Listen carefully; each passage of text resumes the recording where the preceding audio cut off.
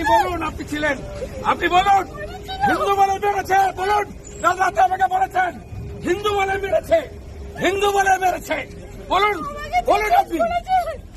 হিন্দুস্তানে হিন্দুকে খুন করবে, গাজা শেষ হয়েছে, ইসরায়েল শেষ করেছে, আমরাও শেষ করব।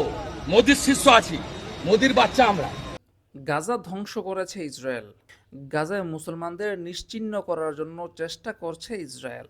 ঠিক একই রকমভাবে ভারতে মুসলমানদের নিশ্চিহ্ন করা হবে, এমনটাই হুঁশিয়ার করেছেন বিজেপি নেতা এবং প্রকাশ্যেই তিনি এই ঘোষণা দিয়েছেন।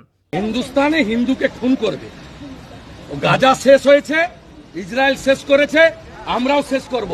মোদির শিষ্য আছি, মোদির বাচ্চা আমরা। যে ঘটনাকে কেন্দ্র করে এমন হুমকি ধামকি দেওয়া হচ্ছে, সেই কাশ্মীরের ঘটনাটাও ভারতের মোদির সরকারের সাজানো বলে মন্তব্য করেছেন অনেকেই। কারণ সাজানো ঘটনা না হলে কাশ্মীরে যেখানে এত বেশি নিরাপত্তা থাকে, এত বেশি সেনাবাহিনী থাকে, সেখানে তাদের নাকের ডগায় বসে এত বড় ঘটনা ঘটানো কোনোভাবেই সম্ভব নয় বলে মনে করছেন অনেকেই।